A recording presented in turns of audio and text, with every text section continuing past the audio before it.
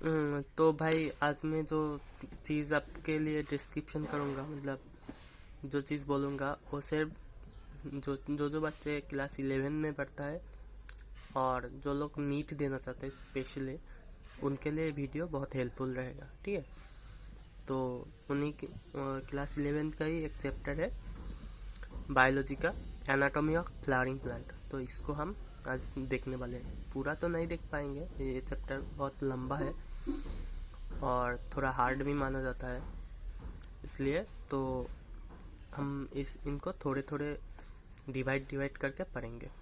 जैसे in chapter में हमको क्या पढ़ना पड़ता है, कौन सी टॉपिक पढ़ना पड़ता है। एक तो टिश्यू के बारे में पूरा आइडिया लेना पड़ेगा।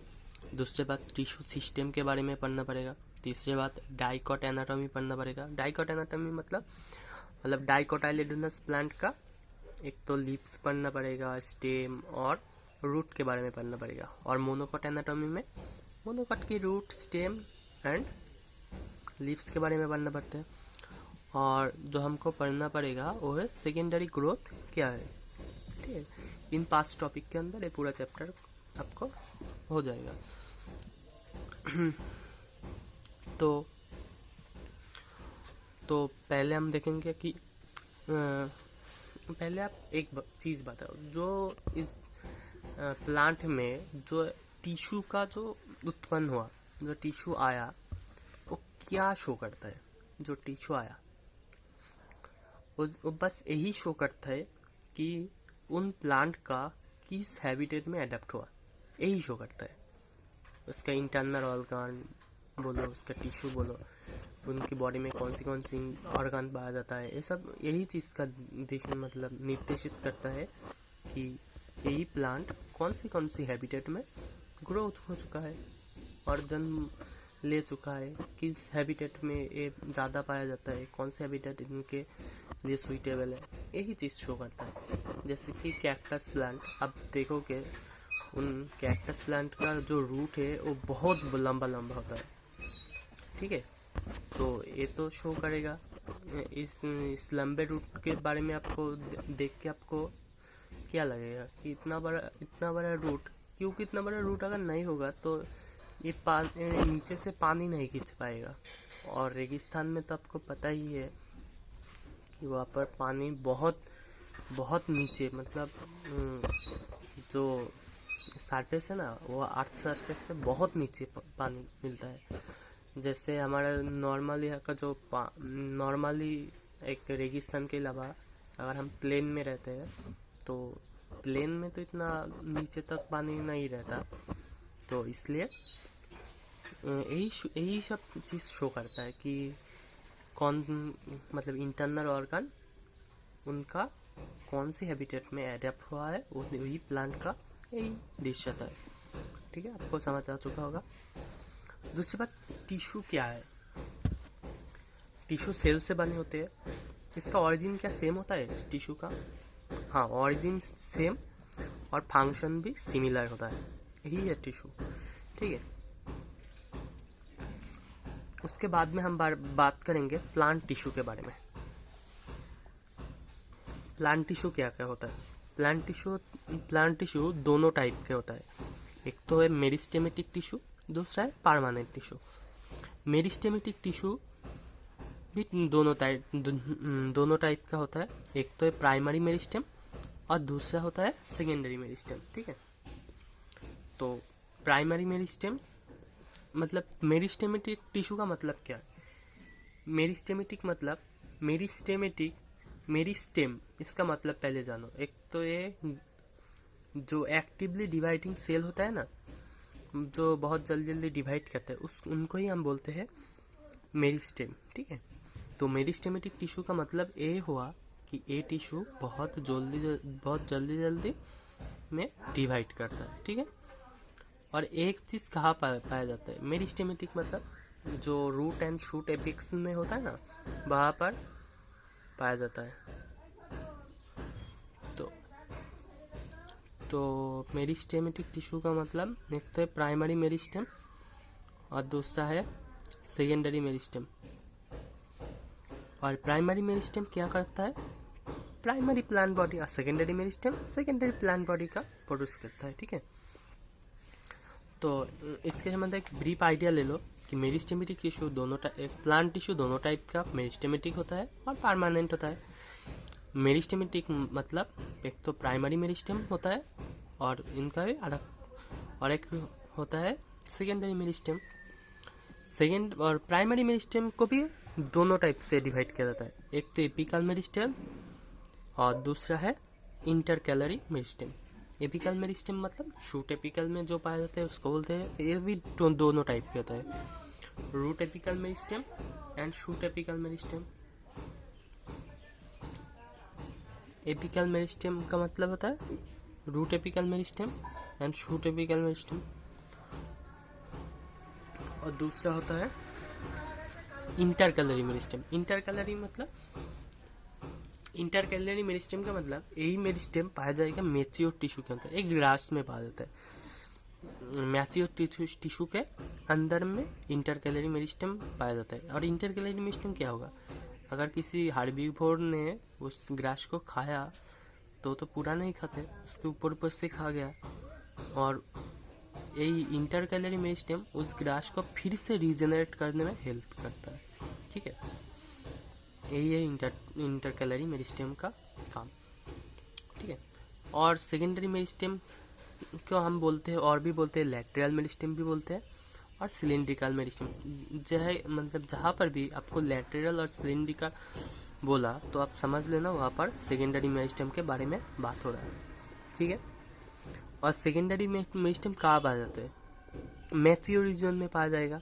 सेकेंडरी है तो मैच्योर रीजन में पाया जाएगा, mature region of shoot and root में पाया जाता है। ठीक है, और ये क्या प्रोड्यूस करता है, वुडी एक्सिस। जैसे कि वुडी एक्सिस का मतलब पता है, वुडी एक्सिस का मतलब, वुडी एक्सिस मतलब यही एक प्लांट है, इस प्लांट को यही एक्सिस में मतलब वर्टिकली अपवर्ड एक वुडी एक्सिस है, मतलब ये एक वुडी एक्सिस है। इन वुडी एक्सिस को वुडी एक्सिस इनको हम बोलते हैं। ठीक है, इन प्लांट के इनके ऐसे ग्रो कराने में ये सेकेंडरी मेरिस्टेम हेल्प करता है इस वुडी एक्सिस के तरफ। ठीक है, और प्रोड्यूस क्या करता है, वुडी एक्सिस प्रोड्यूस करता है सेकेंडरी मेरिस्टेम। और एक कब आते हैं सेकेंडरी मेरिस्टेम, तभी आता है जब मतलब प्राइमरी मेरिस्टेम आने के बाद में सेकेंडरी मेरिस्टेम प्रोड्यूस होता है। ठीक है, सेकेंडरी मतलब appear after primary meristem and produce secondary plant body. ठीक है, सेकेंडरी प्लांट बॉडी प्रोड्यूस करता है तो पता ही है। और इनके अंदर जो एग्जाम्पल है, इन तीनों एग्जाम्पल ये आने का चांस सबसे ज़्यादा है। सेकेंडरी मेरिस्टेम और लैटरल मेरिस्टेम्स का आपको 4 ऑप्शन दे देगा, इसमें से कौन सा सेकेंडरी मेरिस्टेम के अंदर नहीं पड़ता है, ऐसे करके। जैसे कि जो पड़ता है वो तो देख लो, तीनों चीज़ पड़ता है। एक तो फेसिकुलर वास्कुलर कैम्बियम पड़ता है, दूसरा पड़ता है एक तो फेसिकुलर वास्कुलर कैम्बियम पड़ता है, ये बहुत इंपॉर्टेंट है। फेसिकुलर वास्कुलर कैम्बियम पड़ता है, ठीक है, और इंटर फेसिकुलर कैम्बियम पड़ता है। इसमें एक कॉन्फ्यूजन करता है, ये तो इंटर है, inter fascicular cambium lateral meristem में पड़ता है, परंतु intra fascicular cambium secondary meristem नहीं है, उसको दे देगा इसके बाद में। तो वो तो नहीं है, तो वो तो सेकेंडरी मेरिस्टेम नहीं हुआ। परंतु एग्जाम्पल में क्या कह देगा, 4 ऑप्शन में एक ये देगा fascicular vascular cambium, inter fascicular cambium और कॉर्क कैम्बियम और इंट्रा फेसिकुलर कैम्बियम, परंतु इंटर फेसिकुलर कैम्बियम नहीं होगा। इंटर फेसिकुलर कैम्बियम जो नहीं होगा वो तो उसको आप मार्क कर देना और आपका आंसर ठीक हो जाएगा। ठीक है, intra fascicular cambium primary meristem का एग्जाम्पल है। ठीक है, तो इनके बारे में आपको ब्रीफली आइडिया हो चुका है। तो अभी हम पढ़ेंगे मेरिस्टेम क्या है। ठीक है, धीरे धीरे सारे बायोलॉजिकल टर्म को हम देख लेंगे। ठीक है, मेरिस्टेम का मतलब है एक्टिवली डिवाइडिंग सेल। ठीक है, और मेरिस्टेमेटिक जोन मतलब क्या है, जोन मतलब एरिया, जिस एरिया में मेरिस्टेमेटिक सेल मतलब एक्टिवली डिवाइडिंग सेल पाया जाएगा उनको हम बोलेंगे मेरिस्टेमेटिक जोन। ठीक है, तो क्या लिखा हुआ है, where actively dividing cells are present, तो इनको हम बोलेंगे मेरिस्टेमेटिक जोन। एपिकल मेरिस्टेम क्या है, एपिकल मतलब जो एपेक्स में पाया जाता है, रूट एपेक्स और शूट एपेक्स, मतलब जो एपिकल रीजन में मेरिस्टेम पाया जाता है मतलब उसको ही हम बोलेंगे एपिकल मेरिस्टेम। तो this meristems occurs roots and shoot apicals. ठीक है, उसके बाद में हमको पढ़ेंगे रूट एपिकल मेरिस्टेम क्या है। रूट एपिकल मेरिस्टेम मतलब एपिकल मतलब जो मेरिस्टेम रूट एपिक्स में पाया जाता है उनको हम रूट एपिकल मेरिस्टेम बोलेंगे। तो ये कहाँ पर पाया जाता है, present in root apex. Shoot apical meristem present in shoot apex. ठीक है, और इनका काम क्या होता है इनका काम एक ही होता है, इलोंगेट करना, मतलब रूट एपेक्स को भी इलोंगेट करेगा और शूट एपेक्स को भी इलोंगेट करेगा, तो इलोंगेशन में हेल्प करता है। रूट एपिकल मेरिस्टेम किस में इलोंगेट करेगा, तो इसको रूट एपिकल मेरिस्टेम रूट को इलोंगेट करेगा। ठीक है, और ये shoot apical meristem elongation of stem में हेल्प करेगा, और ये लीप फॉर्मेशन में भी हेल्प करता है। जो शूट एपिकल मेरिस्टेम होता है ना वो लीप भी फॉर्मेशन करता है। उसके बाद में हम देखेंगे एक्सिलरी बार्ट क्या होता है और यही क्वेश्चन बहुत सारे अगर क्वेश्चन सॉल्व करोगे ना तो यही क्वेश्चन एक्सिलरी बार्ट का क्वेश्चन कॉन्सेप्ट बहुत जगह पर आता है। तो मैं इस चीज़ को आपको क्लियर कर देता हूँ। जैसे कि पहले तो एक चीज़ कान खोल के सुनो कि एक्सिलरी बार्ट कहाँ पर पाया जाता है सॉरी, थोड़ा ठंडा लगा हुआ तो माफ करना। तो एक्सिलरी बार्ट हमेशा शूट एपिकल मेरिस्टेम के बाद होगा। ठीक है, शूट एपिकल मेरिस्टेम जब लीप फॉर्मेशन करेगा और इलोंगेट करेगा उसके बाद में कुछ सेल इलोंगेट हो जाने के बाद उसके नीचे रह जाता है। यही तो लीप फॉर्मेशन मान लो यहाँ पर किया। ठीक है, इसके बाद में यहाँ पर कुछ सेल था और कुछ सेल ये तो इलोंगेट कर रहा है तो कुछ सेल इसके नीचे रहेगा, तो इन्हीं सेल ऐसा कुछ स्ट्रक्चर कर लेगा एक्सिल ऑफ लीप पे। ये तो एक्स लीप है और इस पोजीशन को बोलता है axil of leaf, axil of leaf. ठीक है, यही पोजीशन में कुछ सेल रह जाएगा और एक्सिल और एक बार्ट का फॉर्मेशन करेगा। यहाँ पर एक बार्ट फॉर्मेशन करता है, इनको ही हम बोलते हैं एक्सिलरी बार्ट। ठीक है, कब प्रोड्यूस होगा, जब लीप फॉर्मेशन होगा और इलोंगेशन ऑफ स्टेम के टाइम पे कुछ सेल इनके नीचे रह जाता है।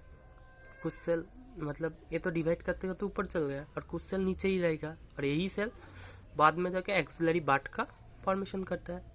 ठीक है, तो क्या लिखा हुआ, और एक चीज़ और भी जान लो कि यही चीज़ इस एक्सिलरी बार्ट जो होता है ना ये क्या क्या बंद कर सकता है, इस कैपेगल क्या क्या है, ये ब्रांच को भी तैयार कर सकता है और लीप्स को भी, लीप्स नहीं फ्लावर को भी फॉर्मेशन होता है इससे।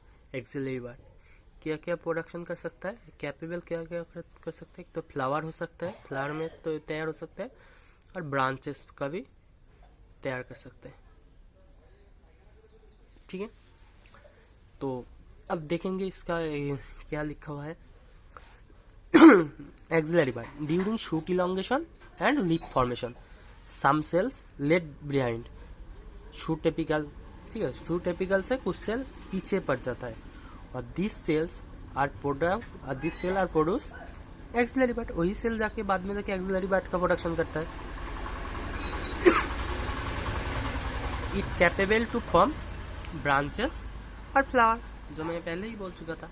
ठीक है, उसके बाद में हम पढ़ेंगे इंटरकैलरी मेरिस्टेम, यही वाला इंटरकैलरी जो प्राइमरी मेरिस्टेम को जब हमने डिवाइड किया था तब एक था एपिकल मेरिस्टेम, दूसरा था इंटरकली मेरिस्टेम। इनके बारे में मैंने पहले ही बोल दिया कि मैच्योर रीजन में पाया जाता है। और किस में पाया जाता है? ग्रास में। जब ग्रेजिंग एनिमल उन ग्रास को खा लेते हैं, उनके बाद यही मैच्योर टिश्यू के अंदर में रहने वाला इंटरकलरी मेरिस्टेम उन ग्रास को रीजेनरेट करने में हेल्प करता है। ठीक है, इतना ही काम है और यही आता है एग्जाम में। बस इतना ही पढ़ना है, इस 3 लाइन को पढ़ लो ठीक से। इनको याद भी तो नहीं करना पड़ता है ना इतना ज़्यादा, तो आप देख लो ठीक से और प्रैक्टिस कर लेना। और अगर ये नोट अच्छा लगे तो इन नोट को ही कॉपी कर लेना। मतलब मैं तो अलग से मैं नोट तो प्रोवाइड तो नहीं करूँगा, यही नोट है, इनको ही बना लो आप खुद के तरीके से। और मैं एक चीज़ और बता दूँ कि यही जो नोट है ना, ये प्योर एनसीईआरटी है। मतलब एनसीईआरटी के एक एक लाइन को मैंने पूरे डिटेल से बोल रहा हूँ, ठीक है। तो अगर आप चाहो तो एनसीईआरटी ठीक से पढ़ना, तो यही नोट को आप कॉपी करो, ठीक से पढ़ो, तो आपको एनसीईआरटी में तो कोई दिक्कत नहीं आने वाला है इनको पढ़ने के बाद में आपको, ठीक है। और मैं तो बोलूँगा ही मेरा नोट अच्छा है, मैं थोड़ी बोलूँगा मेरा नोट खराब है। और दूसरी बात, मैंने एक्स्ट्रा चीज़ कुछ भी नहीं दिया, ये बात आप समझ लो, क्योंकि बहुत सारे ट्रेंड चल रहा है कि नीट 2020 में आपने देख चुका है 87 क्वेश्चन जो आया था 90 क्वेश्चन में, मैं पूरा चीज़ दिखाऊंगा। और इन चैप्टर से क्या आया है वो भी आपको मैं दिखा दूंगा। जो 87 क्वेश्चन आया था वो प्योर एनसीईआरटी से ही था। तो आपको फर्ज बनता है क्या कि इन्हीं क्वेश्चन को आप तैयार करें, और कुछ नहीं, इन्हीं क्वेश्चन को आप ठीक से तैयार कर लेना तो हो जाएगा आपका सिलेक्शन। मैं तो ज़्यादा तो नहीं पढ़ाऊँगा क्योंकि टाइम भी बहुत कम है, पता नहीं कब एग्ज़ाम होगा। शायद दिसंबर की 10 तारीख में मतलब हमारा जो शिक्षा मंत्री है उन्होंने बोला कि होगा एग्ज़ाम, मतलब कब होगा उन दिन डेट बोलेगा। सेकेंड में तो नहीं होने वाला, ये तो सबको ही पता है, क्योंकि इस बार जो सीज़न चलेगा तो नई सीज़न नई बैच के लिए ही सीज़न चलेगा फरवरी 1 से, जो सर्कुलर में आया है। जो फर्स्ट ईयर के MBBS होगा वही बच्चे फरवरी के 1 तारीख में ही इनको क्लास शुरू होगा जो फर्स्ट ईयर में पढ़ेंगे। तो इन हिसाब से अगर उनके फरवरी मार्च अप्रैल 3 महीने बाद अगर एग्ज़ाम होगा तो उनको कहाँ पर बिठाएंगे 3 महीने बाद। तो इसलिए शायद बाद में नीट होगा, तो आप ठीक से पढ़ो। उसके बाद हम पढ़ेंगे, ये तो था हमारा, तो मैंने मेरिस्टेमेटिक टिश्यू सारा कुछ बोल दिया, ठीक है। जो मेरिस्टेमेटिक टिश्यू था वो मैं सारा कुछ आपको डिटेल में बोल दिया, इतना ही था डिटेल में, मतलब एनसीईआरटी में जितना था मैंने क्लियर कर दिया। और आपको अब पढ़ना पड़ेगा कि परमानेंट टिश्यू क्या है, इनके बारे में पढ़ना पड़ेगा। तो मेरिस्टेमेटिक टिश्यू हो गया, आप पढ़ेंगे परमानेंट टिश्यू के बारे में। तो मैं एक चीज़ बता दूं कि परमानेंट, ठीक है आते हैं तभी बताते हैं। परमानेंट टिश्यू दोनों टाइप के होते हैं। एक तो है, पहले एक चीज़ मैं क्लियर कर दूं, परमानेंट टिश्यू कैसे बनते हैं और क्या कि मतलब एक कहाँ से बनते हैं, उत्पन्न होता है। परमानेंट टिश्यू और कुछ भी नहीं, जो प्राइमरी और सेकेंडरी मेरिस्टेम से ही बनते हैं। जो यही प्राइमरी और सेकेंडरी टिश्यू, जब मतलब प्राइमरी और सेकेंडरी मेरिस्टेम पढ़ा ना, मेरिस्टेमेटिक टिश्यू और परमानेंट टिश्यू में दोनों टाइप है प्लांट टिश्यू के अंदर। इन्हीं से ही प्राइमरी और सेकेंडरी, इन दोनों टिश्यू से ही परमानेंट टिश्यू का उत्पन्न होता है। मतलब क्या होता है कि जब कुछ सेल स्ट्रक्चरली, मतलब उसका स्ट्रक्चर सेम रहेगा, मतलब फिक्स कर लेता है अपने आप को एक ही काम में। जैसे कि मैंने अपने आप को एक ही काम में फिक्स कर दिया 1000 काम को छोड़ के, तो वैसा ही अपने आप को स्थिर कर लेता है। और अपने आप को जब वो अपने आप को फिक्स कर लेता है वो मैच्योर हो जाता है। आप भी मैच्योर होना चाहते हो, वो भी मैच्योर हो गया। मैच्योर हो जाने के बाद एक ही काम करता है, स्ट्रक्चरली भी और फंक्शनली भी सेम ही काम करता है। तो अपने आप को फिक्स कर लेता है स्ट्रक्चरली एंड फंक्शनली, तभी जाके परमानेंट टिश्यू का उत्पन्न होता है। तो परमानेंट जो सेल हो जाता है, जो प्राइमरी मेरिस्टेम का, वही बाद में जाकर वही परमानेंट सेल में जाके ही परमानेंट टिश्यू और मैच्योर टिश्यू का फॉर्म करता है। इनको मैच्योर टिश्यू भी बोला जाता है, ठीक है। तो अब देखेंगे कि सिंपल टिश्यू क्या है। सिंपल टिश्यू के अंदर आपको पढ़ना पड़ेगा परमानेंट टिश्यू दोनों टाइप का, सिंपल टिश्यू और कॉम्प्लेक्स टिश्यू। सिंपल टिश्यू के अंदर आपको पढ़ना पड़ेगा पैरेन्काइमा, कोलेनकाइमा एंड स्क्लेरेन्काइमा, और कॉम्प्लेक्स टिश्यू के अंदर आपको पढ़ना पड़ेगा xylem and phloem. Xylem and phloem तो ये तो हम बाद में पढ़ेंगे, शायद इन लेक्चर में मैं इनको नहीं पढ़ाऊँगा, दूसरे लेक्चर में।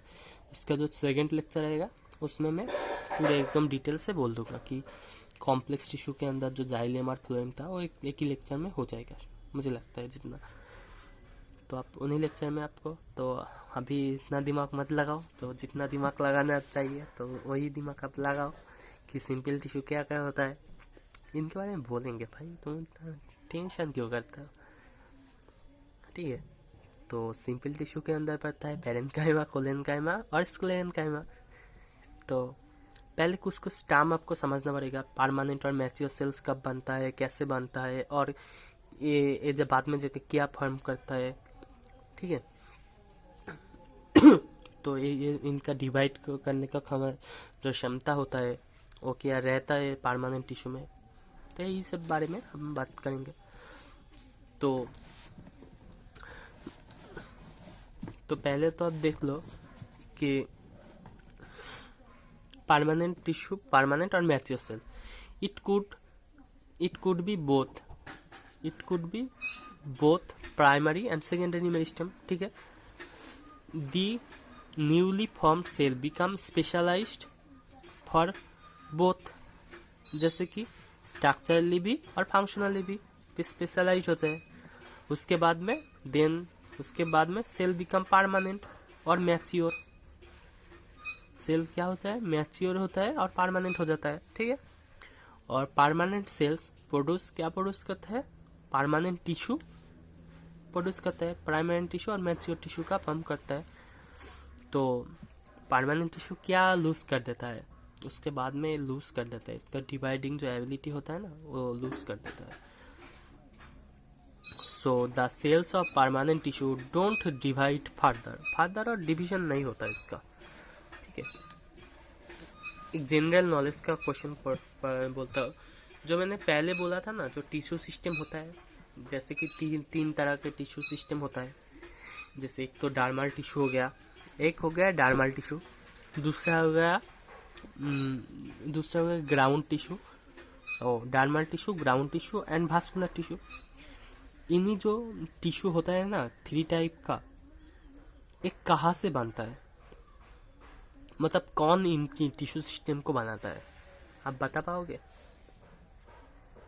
इन 3 टाइप का टिश्यू सिस्टम सिर्फ एक ही जन बनाते हैं, जो एक ही टाइप का। मैं ऑप्शन देता हूँ, प्राइमरी मेरिस्टेम बनाएगा या फिर सेकेंडरी मेरिस्टेम इनका फॉर्म करेगा। तो आपके लिए लगेगा कि टिश्यू सिस्टम तो मैच्योर होगा, तो मैच्योर चीज़ तो सेकेंडरी से ही आना चाहिए। तो सेकेंडरी मेरिस्टेम है वही बनाएगा। नहीं, ऐसा नहीं है। प्राइमरी सेकेंडरी टिश्यू सिस्टम बोल रहा हूँ, जो परमानेंट टिश्यू है वही बनाएगा। सेकेंडरी मेरिस्टेम नहीं, मैंने बोलना चाहिए था कि परमानेंट टिश्यू जो होगा वही बनाएगा इन 3 टाइप का tissue system, dermal tissue, ground tissue और वास्कुलर टिश्यू। क्योंकि ये तो परमानेंट है टिश्यू सिस्टम, तो नहीं, ये बनाता है एपिकल मेरिस्टेम ही बनाता है, जो डार्मल टिश्यू, ग्राउंड टिश्यू और वास्कुलर टिश्यू। तो देख लो, ये जनरल नॉलेज का क्वेश्चन है, ये भी एनसीईआरटी से ही, मैंने और कहाँ से नहीं उठाया। मतलब इस लाइन जो है ना, ये बहुत इंपॉर्टेंट लाइन होता है, इनका इग्नोर नहीं कर सकते। इन लाइन से अगर क्वेश्चन आ गया, अगर आपने ठीक से ख्याल नहीं किया, मतलब ठीक से ध्यान नहीं दिया, तो इन लाइन से क्वेश्चन आ जाएगा, आपको करने का क्षमता नहीं, तब आप नहीं कर पाओगे अगर क्वेश्चन आ जाता है तो ऐसा क्वेश्चन। तो देखो क्या लिखा हुआ जनरल नॉलेज में, प्राइमरी प्लांट बॉडी बनने के टाइम पे कुछ स्पेशलाइज्ड रीजन का एपिकल मेरिस्टेम 3 टाइप की टिश्यू प्रोड्यूस करता है, जैसे कि dermal tissue, ground tissue and vascular tissue, यही प्रोड्यूस करता है। ठीक है, मतलब स्पेशलाइज्ड रीजन का मेरिस्टेम। अब आपको पढ़ना पड़ेगा कि सिंपल टिश्यू क्या है। ठीक है, तो ये है having all the cells similar in structure, मतलब इनका जो सेल होता है ना, इनका स्ट्रक्चर भी सेम होता है और फंक्शन भी सेम ही होता है। ठीक है, सिंपल टिश्यू का। So these are made up of only one type of cell, तो इनका जो सेल होता है एक ही तरह के सेल से बने होते हैं। परंतु हमने परमानेंट टिश्यू के में पढ़ा था कि इनका जो सेल होता है वो डिफरेंट टाइप का भी हो सकता है, उसको हम बोलेंगे कॉम्प्लेक्स टिश्यू। ठीक है, तो आपने देखा सिमिलर स्ट्रक्चर एंड फंक्शन, परंतु जो कॉम्प्लेक्स हो गया ना, उनका स्ट्रक्चर भी सेम नहीं होगा, उसका डिफरेंट स्ट्रक्चर और फंक्शन भी डिफरेंट होगा। और वो जो होता है ना, उसका made up of only one type of cell, simple tissue, परंतु उनका मेड अप ऑफ, उनका जो सेल्स होता है, मतलब वो जो टिश्यू होता है कॉम्प्लेक्स टिश्यू, वो डिफरेंट टाइप के मोर देन वन टाइप का सेल से ही बना होता है।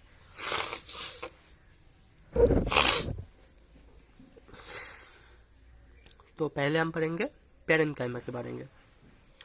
पैरेन्काइमा के बारे में मैं एक चीज़ बोलना चाहता हूँ कि मोस्ट ऑफ द ऑर्गन में, मतलब मोस्ट ऑफ द ऑर्गन में मेजर कंपोनेंट जो जिसका होता है ना, वो पैरेन्काइमा ही होता है।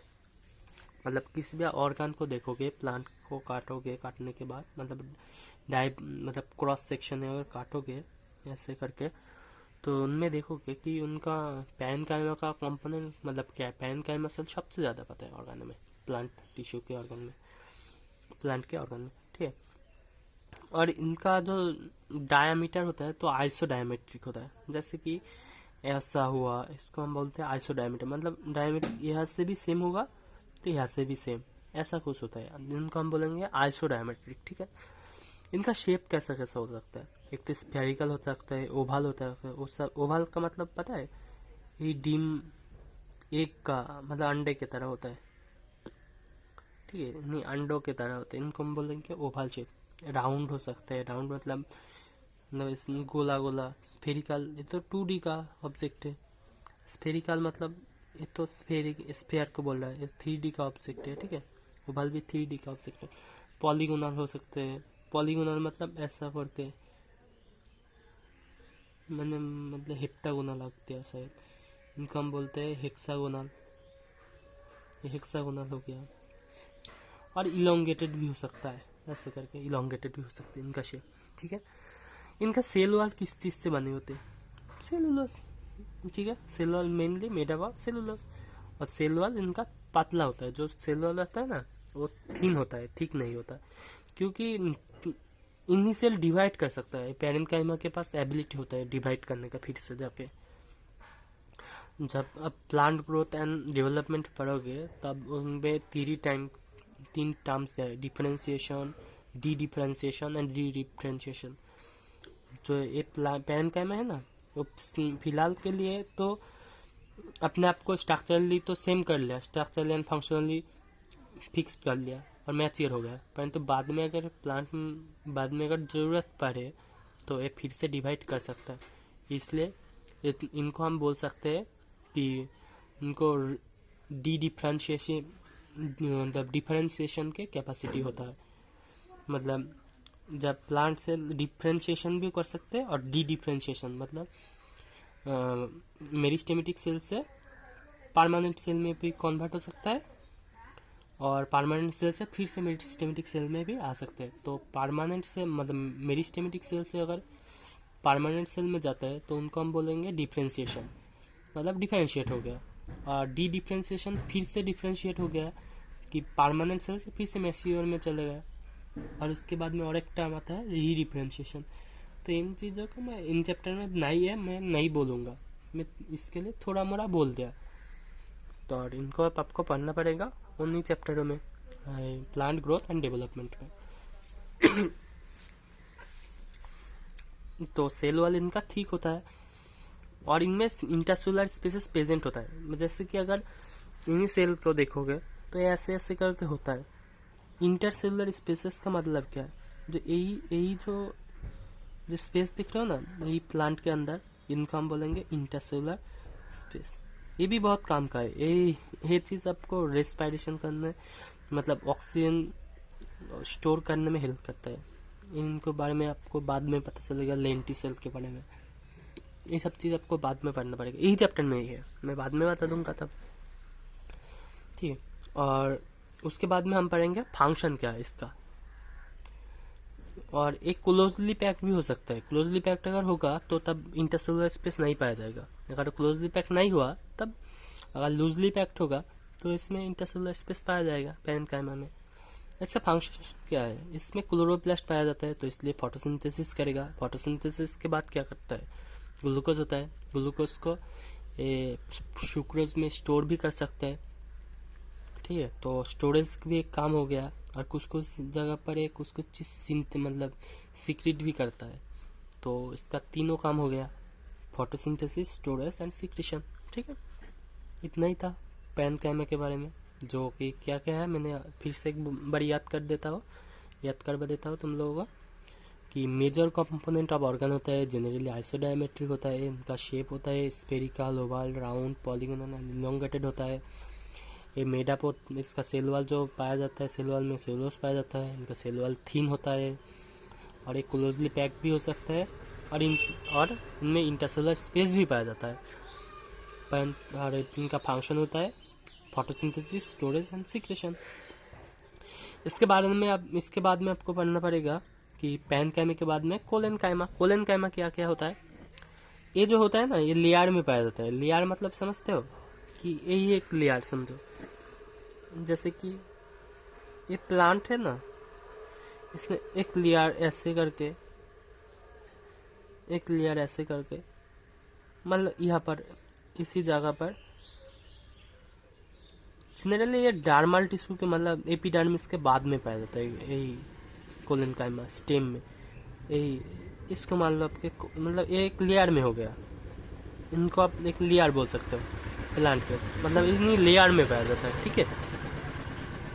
ये भास्कुलर बंडल हो गया, ये भास्कुलर टिश्यू रहता है, इनमें भास्कुलर बंडल हो गया ऐसे ऐसे करके, ठीक है। तो ये लेयर में पाया जाता है। कहाँ पर पाया जाता है, below epidermis of most of the dicot plant में एपिडर्मिस के नीचे यही पाया जाता है, ठीक है। इस पॉइंट को याद रखना, एपिडर्मिस के नीचे पाया जाता है, मतलब यहाँ पर ऊपर एपिडर्मिस है।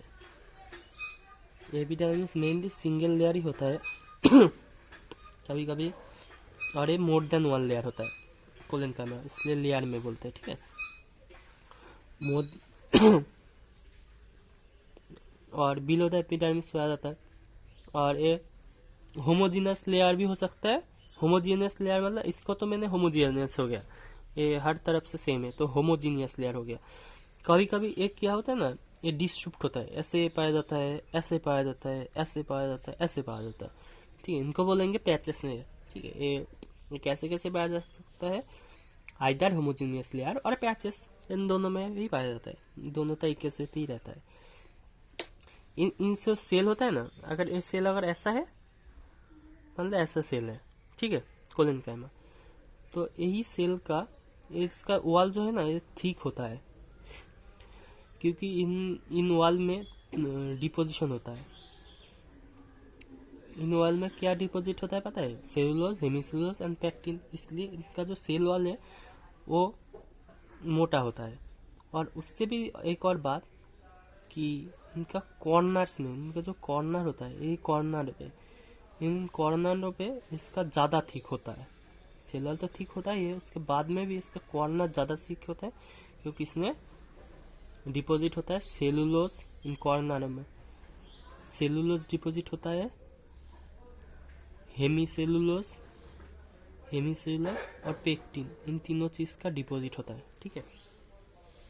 तो इसलिए इससे कॉर्नर ज़्यादा मोटा लगता है, ठीक है।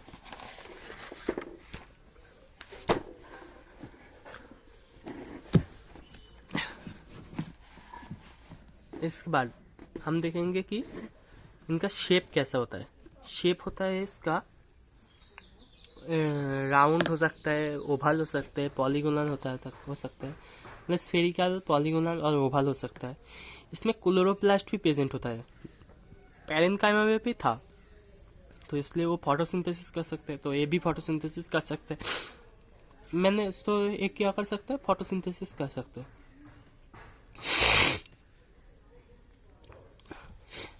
और इसमें इंटरसेलुलर स्पेस है, मतलब स्पेस नहीं पाया जाता।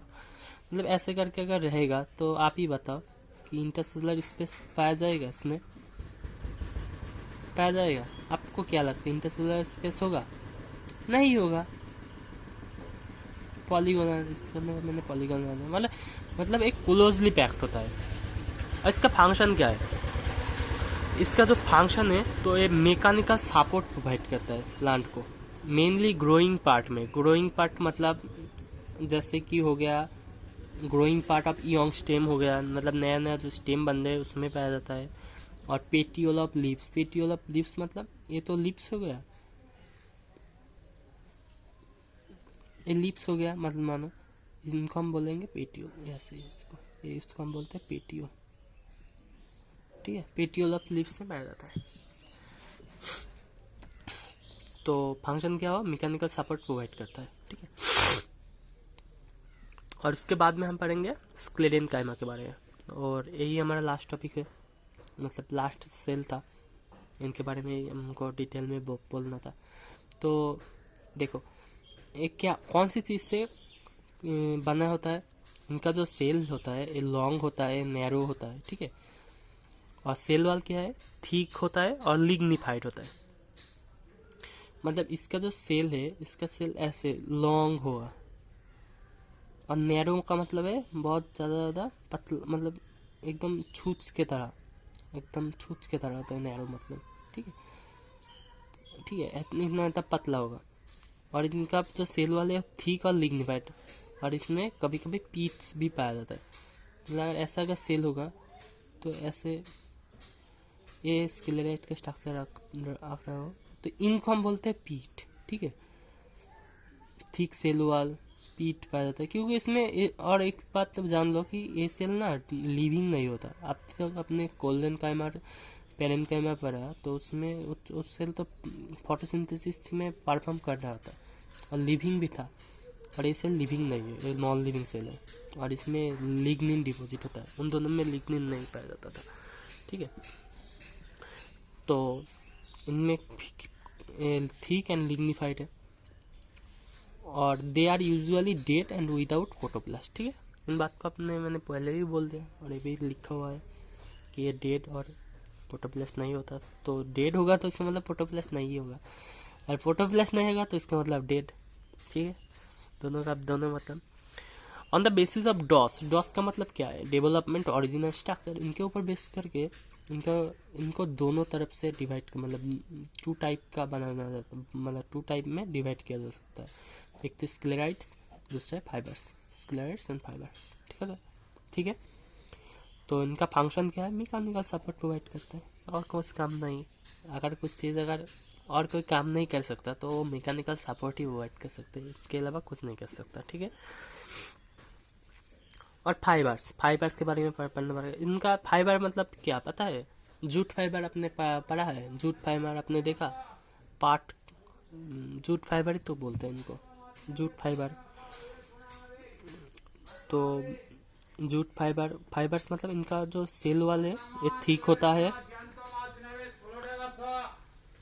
इनका जो फाइबर होता है इसका थिक वॉल होता है और इलोंगेट होता है और पॉइंटेड होता है सेल्स, मतलब ऐसे ही फाइबर, मतलब वही चीज़ मैं जब बनाया था उनको ही बनाया। ये थिक वॉल होता है, इनका वॉल जो होता है ना ये थिक होता है, इलोंगेटेड होता है और पॉइंटेड सेल्स, ठीक है। ये जेनरली ऑकरिंग इन ग्रुप, मतलब ग्रुप में रहता है, ऐसे ऐसे करके, ऐसे ऐसे करके ग्रुप में रहता है, फाइबर बोलते हैं, ठीक है। Generally occurs in groups. उसके बाद में आपको पढ़ना पड़ेगा स्क्लेराइट के बारे में। स्क्लेराइट क्या है, इसका शेप क्या है, स्फेरिकल शेप है, ओवल शेप है और सिलेंड्रिकल। ये जो बनाया था ना जब मैंने स्ट्रक्चर, ये स्क्लेराइट का था, ठीक है। तो ये हाईली थिक होता है, मतलब इसका सेल वॉल जो होता है ना बहुत ज़्यादा थिक है, मतलब सेल वॉल जो है वो बहुत ज़्यादा थिक है, और ये made up of dead cell है, ठीक है। और इसमें नैरो कैविटी पाया जाता है, इसको हम बोलते हैं ल्यूमेन। इसमें जो छोटा छोटा कैविटी पाया जाता है ना, जैसे कि एक कैविटी हो गया, इनको हम बोलेंगे ल्यूमेन, इनको हम बोलेंगे ल्यूमेन। आपको दिखाई दे रहा है ल्यूमेन, इन जो नैरो कैविटी, इन नैरो कैविटी को हम बोलेंगे ल्यूमेन। और इसमें इसको बोलते हैं पीट्स, ये जो लंबा लंबा जो है, ठीक है। तो have narrow cavity called lumen.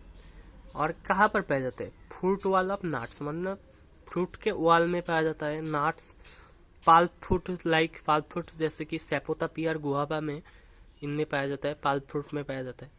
जो स्टोनी भाव आ जाता है, मतलब स्टोन जैसा लगता है ना आपको, अगर गुआवा पर अगर खाओगे तब आपको लगेगा, अगर अपने मतलब बाइट किया तो उसके बाद में उनके जो सीड होता है उनको अब अगर मतलब च्यूइंग करोगे तो आपको देखेगा थोड़ा थोड़ा स्टोनी टाइप लगता है। तो स्टोनी लाइक आता है कि स्क्लेराइट के वजह से ये थोड़ा पत्थर जैसा, अब इसका वॉल इतना हार्ड है, लिग्निन से बना हुआ है, तो आपको तो थोड़ा स्टोनी फील होगा ही, उसको हम बोलेंगे स्क्लेराइट्स। और इसका और भी पाया जाता है, और भी जगह पे, जैसे कि सीट कोट, फ्रूट वाला आप नट्स में, मतलब बादाम जाते हो, मतलब नट्स में पाया जाता है। और फिर सीट कोट में पाया जाता है, लिग्यूमिनस प्लांट के सीट कोट में पाया जाता है। और टी लीव्स में भी, मतलब चाय पत्ती में भी आपको ये रहेगा। तो इतना ही था आज का लेक्चर, मैंने आपको इतना तक कंप्लीट करा दिया, ठीक है। ये जो सिंपल टिश्यू था, सिंपल टिश्यू तो अपने मैंने कंप्लीट करा चुका।